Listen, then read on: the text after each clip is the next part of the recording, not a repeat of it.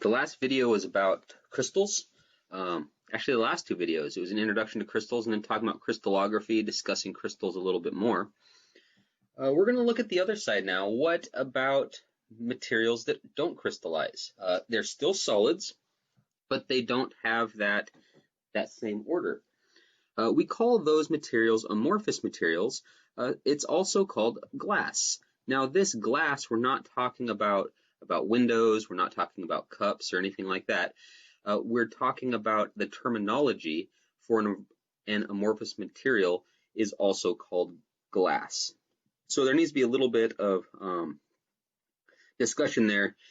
Two types of glass. There's the glass that you can see through. You make windows out of, you make glasses out of them to see with. You have cups out of them so that you can put liquids and stuff in them. That is glass. But glass is also a broad terminology to mean an amorphous material. So glass doesn't necessarily mean transparent. It doesn't mean silicon dioxide or anything like that, or silicon oxide or any of those types of materials.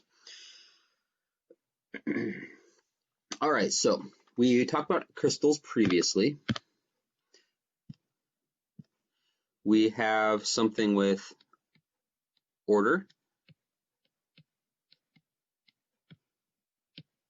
And we can see this order. I can draw lines and I can say, look, I can see that there's order in that direction. There's order in that direction, or both ways. Again, you can see it either way. There's order in, it's not a very good line, but there's order, long-range order throughout this whole thing. Now, glass or an amorphous material would, and it's actually very hard to draw because I think that people always try to draw things. Things always end up having some order. And you can see just kind of drawing this out, there's order here. It's a little bit bumpy, but I did a really bad job there. So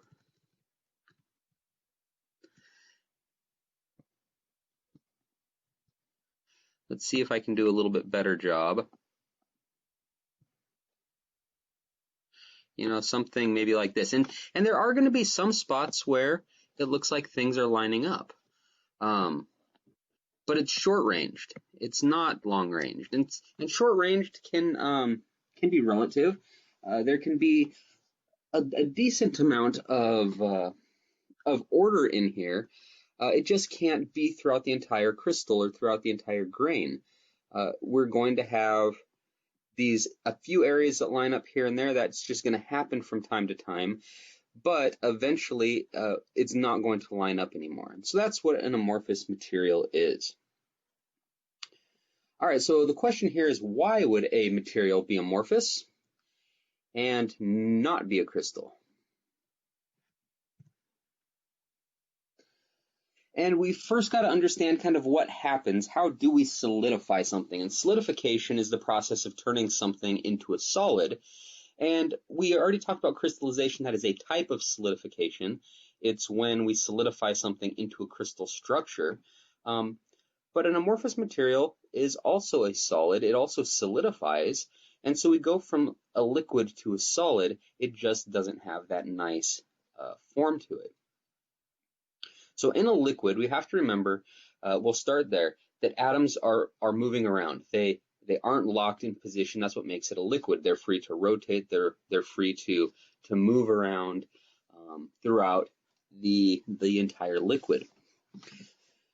As we cool this liquid, we remove thermal energy from it. And as we remove this thermal energy, it's harder for them to move. They don't want to move around as much. They want to get to a lower energy state. And to get to a lower energy state, they want to find a place where they can settle down, a spot of low energy. And remember, we drew that graph previously. I'll just kind of sketch it here, where we have energy and our bond radius. And we had this picture where our net energy kind of did this thing here. And we have this minimum spot here. And remember, that is our low energy point, and it's at a very specific R. It's at a very specific position. And so as energy gets lost, thermal energy, they want to find this spot of low energy, and then they want to be able to stay there as much as possible. But there's a problem. Once all extra thermal energy is removed, we can't really move the atoms anymore. There's no energy to get that atom into its low energy state. And so if we're removing energy, and as we remove the energy, it only gets to this position here, it didn't get to that specific radius. And this is, in general, a way to think about it. It's much more complicated, of course. But as we remove energy, we can't necessarily pull it any closer or push it any further away because we've lost the thermal energy for that atom or molecule to move. It freezes in place. And so if we lose thermal energy before it gets into its crystal structure, then it just freezes where it's at, and it kind of locks in place. Now, we do know that atoms still move, but if it's a difficult if it's a difficult crystal pattern for that molecule or atom to get into, it can freeze and then not truly crystallize. So there's three things that can allow for crystal growth, or in other words, that would make crystal growth not happen. First, the atoms or compound, molecules, whatever it's made out of, we want to know what its mobility is in its liquid phase. If something's highly mobile, if it's easy for this molecule to move around, then it's more easy to crystallize. And the reason for that is, as I remove thermal energy, it can more quickly and more easily get into its proper position. It can get to that lattice site to crystallize. Second, the arrangement or complexity of the solid crystal structure. And so if it's a more difficult crystalline structure to form, if it's more complicated, it could be harder to crystallize because it's just harder to get into that crystalline pattern to begin with. And then lastly, the rate at which the thermal energy leaves, or the cooling rate. So the speed at which we remove that thermal energy, the slower we remove that crystal energy, or the thermal energy, the more time it has to slowly migrate into its crystal position. All right, so we're going to talk about silica oxide, silica dioxide, whatever you want to call it. It's what glass is made out of, and this time we're talking about such as window glass, or glass for or your cup of water, or whatever you're drinking. In this case, Si is the silicon element, and we have here SiO4, and it has a -4 charge on it. This is the fully oxidized silica. So really we're talking about a silicon with two oxygens. And what we want to do is we want to sp3 hybridize it. If we look at the periodic table, let me see if I have the periodic table up. Here we have carbon, and directly below it we have silicon. And remember that things within a group, so things within a column, tend to act similarly. We've mentioned before that carbon sp3 hybridizes, that's diamond. Silicon can also sp3 hybridize, and we can get a material out of that. And that's what we're going to do here. We're going to sp3 hybridize this, just like the carbon. The structure is going to look similar to, or it's going to look like originally SiO4, but we'll see that it's not exactly that. I'm going to go ahead and make the silicon atom blue. And what we'll do is we will attach a green oxygen to it. Now, if it's sp3 hybridized, that means that there are 4 bonds. So I'm going to, before we draw this, I did want to show one other thing really quickly. I'm going to do it off to the side here. I can have the exact same structure, and I could have it be crystallized. So if it is crystallized, we're going to get quartz.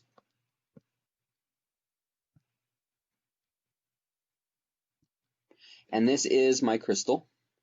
Or we could get an amorphous material, and this would be glass. Now, in this picture, this glass both means that it's amorphous, but it also means the glass that you look through, the glass that you use for screens on your smartphone or for windows or whatever. So it is interesting to know that this can make both of them. It can either be an amorphous material or it can be a crystallized material. So the question here is, why do we have one versus the other? And hopefully we'll be able to take into account these three things to discuss it. So now back to the structure. We have silicon. It's going to have 4 oxygens around it. And this top one we're going to say is just kind of straight up and down off of the silicon from this perspective. We're then going to have one that sticks out. And I'm going to kind of draw this pointing out towards us. And then we're going to have ones that are going into the screen as well. I'll go ahead and put them in the same plane so that it looks like they're the same. So we got to have this picture here. Kind of got to understand what this picture looks like. This is 2-dimensional plus my horrible drawing.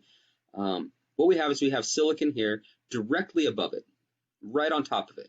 We have an oxygen. What it's sitting on is it's sitting on a tripod, and this tripod would make a circle. If we were looking directly on top of this, let me see if I can draw a top-down view. If I had a top-down view, I would have my silicon with the oxygen right above it, and then to the sides, I would have, and these ones would be on the bottom here. They'd be coming out to the bottom. Those would be these bottom 3 here. It would be making a tripod off to the side. So hopefully you can visualize that. I'm going to remove this so we don't have the 2 different versions on here.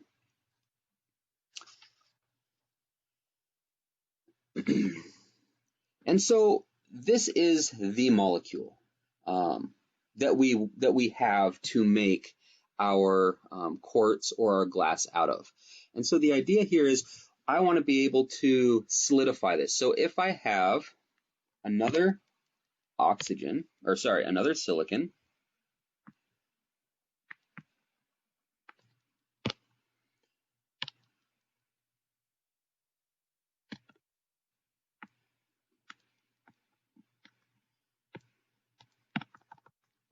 and if these bond together, I can continuously do this. And if I can get them to completely line up, again, you're going to have to kind of use your imagination here just a little bit. But if I can get these all to line up where all of these silicons are in a plane, all of these are in a plane, and all of these are in a plane, what we have is we have a very ordered structure now. I can figure out where every oxygen is, where every silicon is, and it's going to go like that over and over and over. If we do this, we're going to get quartz. And quartz is transparent, just like window glass is. But the difference is this is highly ordered. Now let's say that we don't have something that's highly ordered. Let's say that we have something like window glass. What's the difference? Well, the difference is I have this structure here. I have this atom, and I'm going to draw it off to the side here. Sorry, I have this molecule. My larger one, I'm going to make my silicon.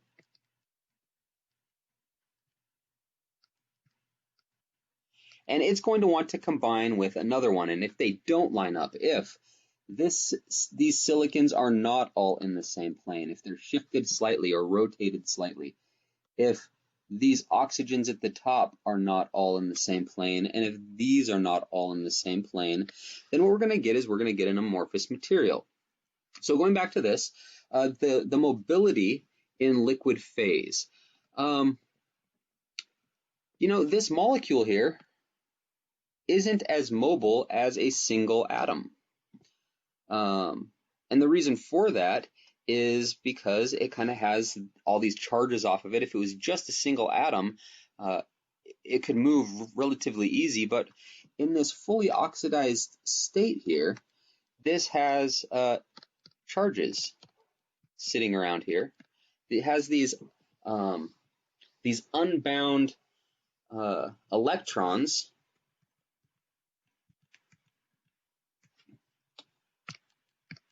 There we go.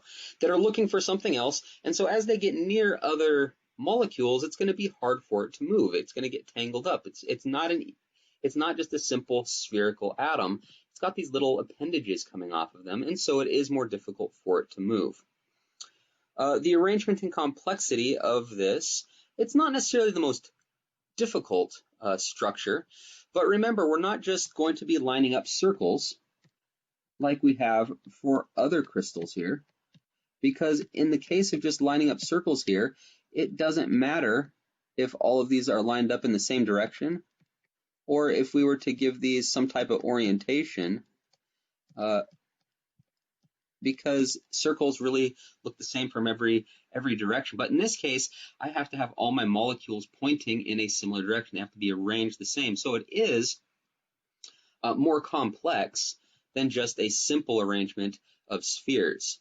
And then, of course, the rate at which we cool this. When we make glass in factories, when we make window glass, it happens relatively quickly. We heat up the materials. We don't want to wait all day, so we cool it relatively quickly. With something like quartz, something that happens naturally, it can cool very, very slowly. Something heats up. Let's say that there's some type of magma, volcano, lava, whatever you want to call it, and stuff gets really, really hot. The outside layers can heat up. The whole thing's hot. The outside is going to start cooling. The inside then is insulated, and it can take a long, long time for the inside of something to cool off if you have a lot of heat. It's basically insulated so that it cools off very, very slowly, gives it a lot of time for all of this to line up. And as it lines up, it will crystallize into something like quartz. So we are talking about glass here. We're trying to talk about the distinction between the two, how they are different. Let's see. So this is kind of what we talked about here, the ability to form these long chains of silicon dioxide. It's hard to move them. They're tangled up a bit. We talked about the different planes. We have the silicon in one plane, the 3 oxygens right here, all in a plane. We have our last oxygen in a plane. That's quartz. Then we talked about how glass, window glass, bottle glass is a little bit different. All right, we talked a little bit about crystallography. We talked about Bragg's law. We talked about X-rays. And so it is interesting to notice that if I want to do some type of X-ray diffraction or some type of X-ray pattern on quartz and on window glass, I can do that. And on my y-axis here, we have our intensity, how many counts we get at any given angle that we are measuring here. So let's say that this is the sine of some angle that we're measuring. I could get something, and I'm going to actually make a second one here. So we're going to do this twice, one for quartz and one for glass. So quartz and then glass, and I'm going to put glass in quotation marks. All right, for quartz, we might get something, and I don't remember the exact pattern, but what you're going to do is you're going to get relatively low counts, and then every once in a while, you're going to get a peak at a certain spot. And then it's going to be low, and you'll get some more peaks. And you can see that there is going to be some type of regular pattern throughout this material because I get peaks at very, very specific angles. Now, glass. Glass is going to be amorphous. And so you just might think that it is going to look something like this, where there is going to be really no pattern whatsoever, but that is not necessarily true. What you're going to get is you would get something, let's say, that looks like this. And the reason for this is there is going to be some order. So at some position, we're going to get some order.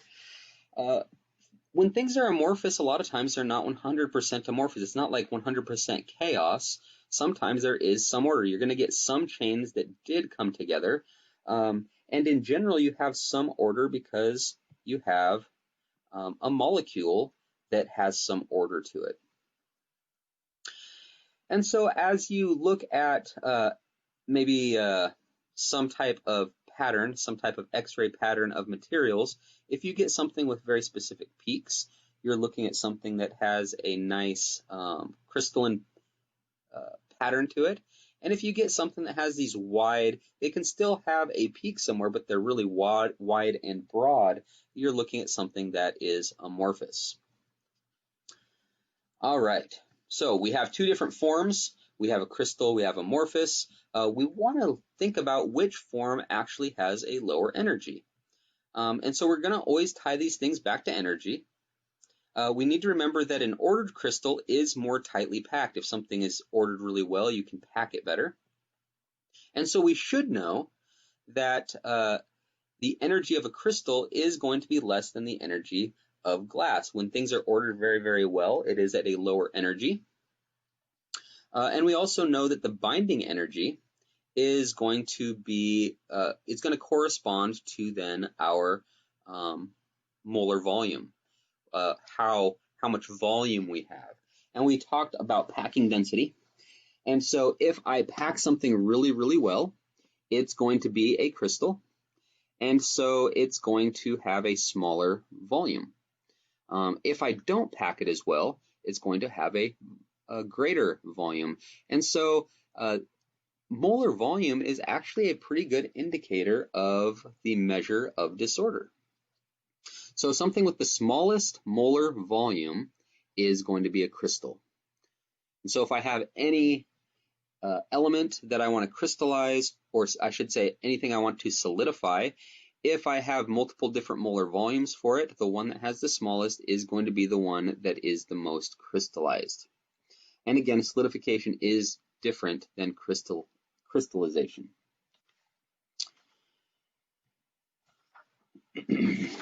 All right, so we're going to make a quick graph that shows our volume versus temperature.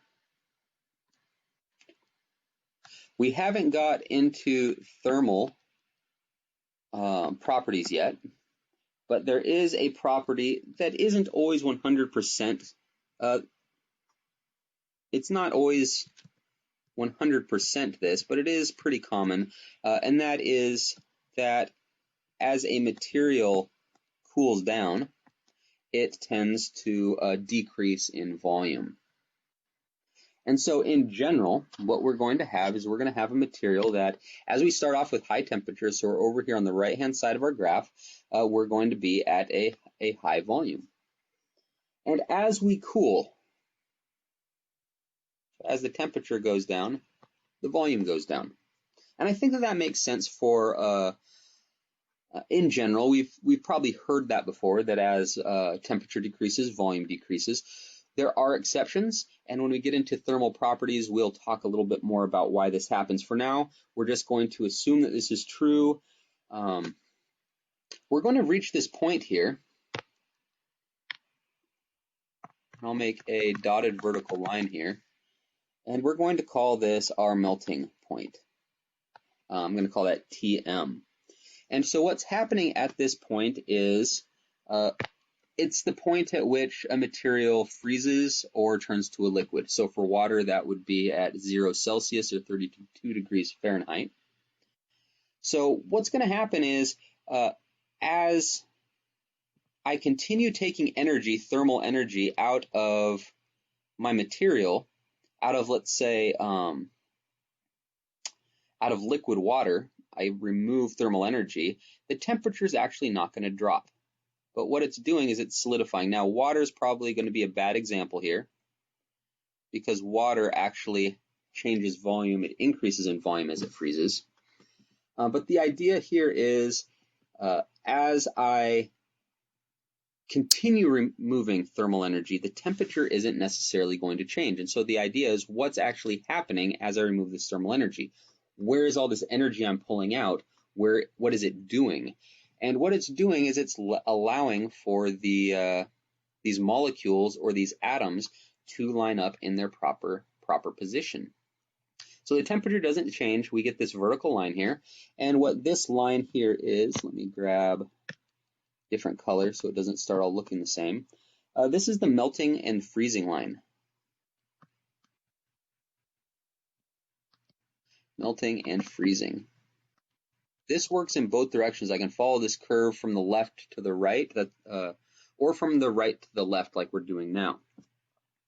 All right, so once we've pulled out as much thermal energy as possible and allowed things to organize, the temperature is going to continue to drop. And as the temperature continues to drop, we're again going to go down in volume.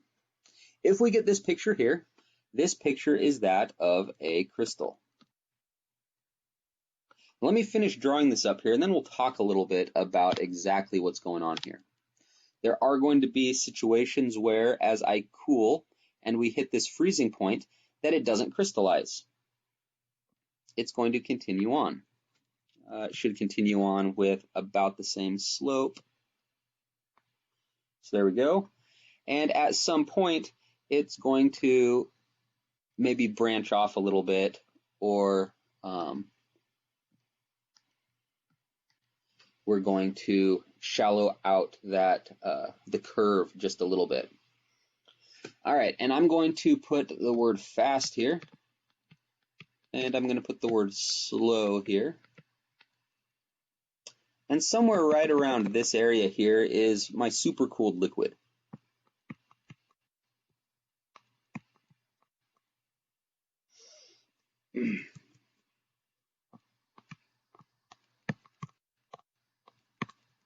Supercooled liquid. All right. I'm actually going to delete that now that you've seen that I wrote that, because that is a little bit too much stuff there, I think. So here's our picture, and I want to try to keep it somewhat clean here.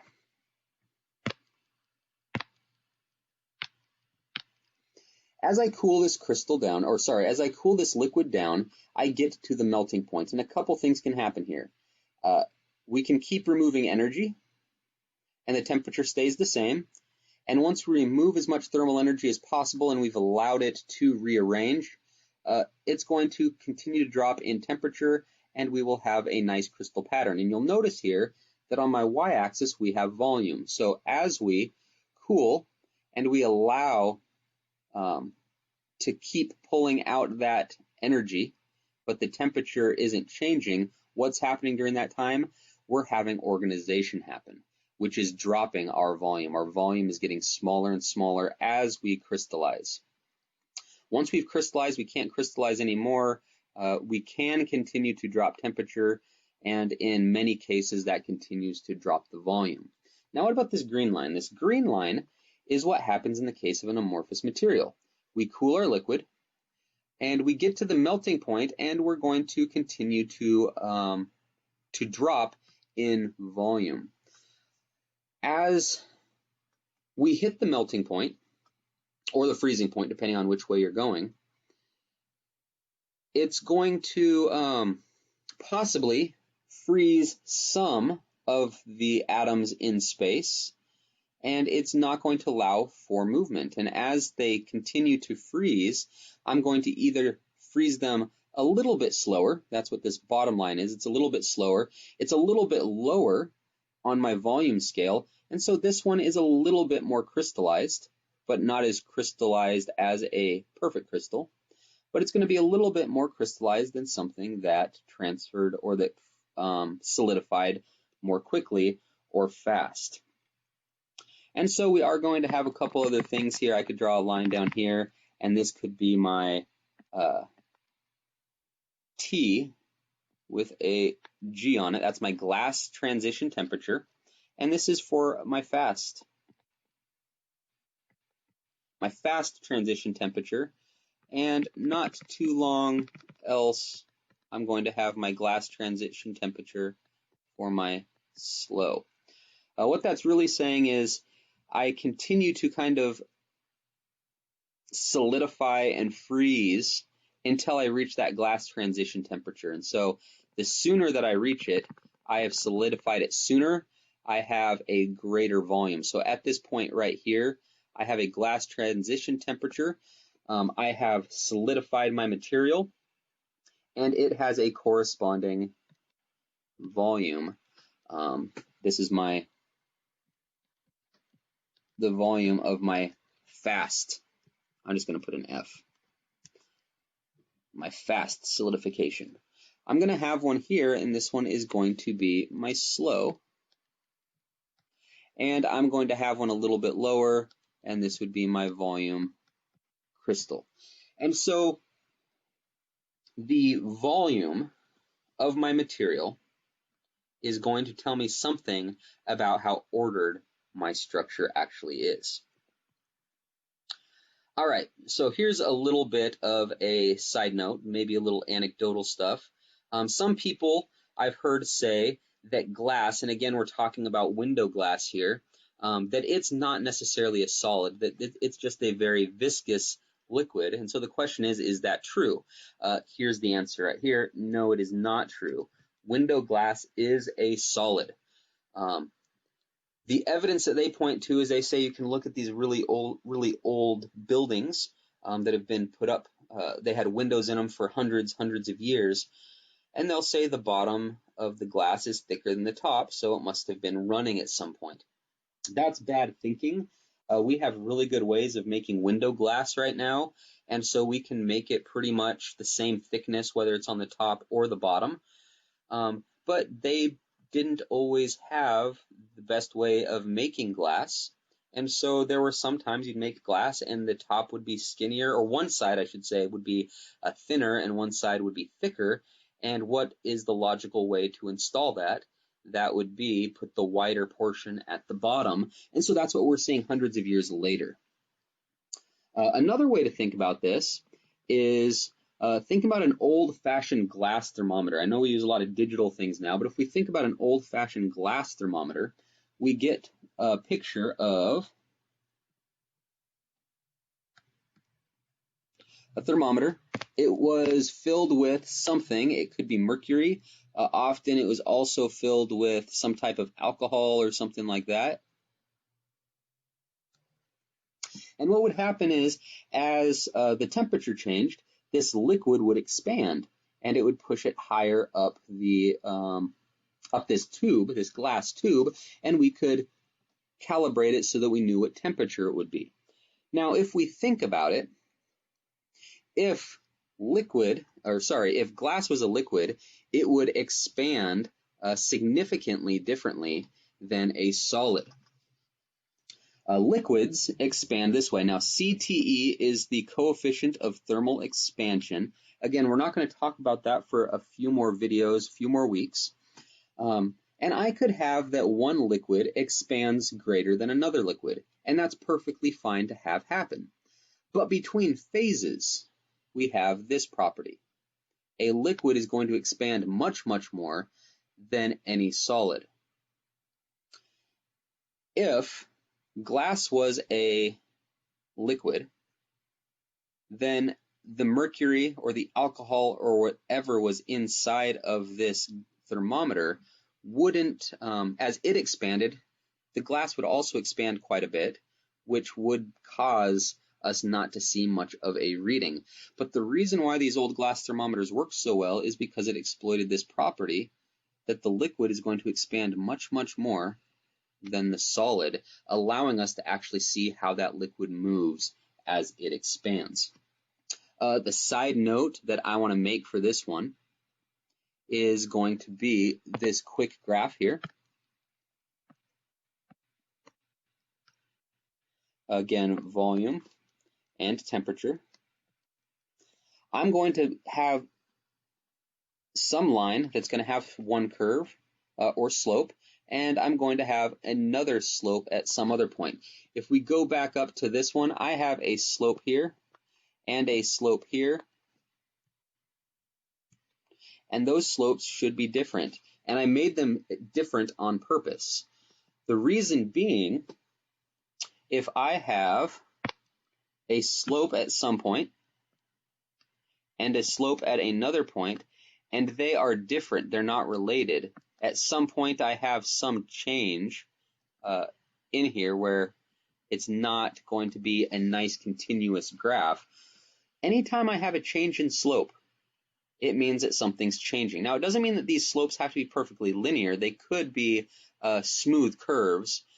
But in the case of what we see up here, we have these spots on the graph where we're not necessarily going to be continuous. I didn't do it so well maybe on the glass transition temperatures, the green lines. But anytime I look at slopes and there's a massive change, all of a sudden it means that something's happened. There would not be some massive change unless there was a huge change in something. In the case of material, what's changed is it's changed its phase. Something has changed so that we are getting a completely different property. We should talk more about that in class. I can probably make it a little bit more clear, maybe with a couple examples when we talk in class.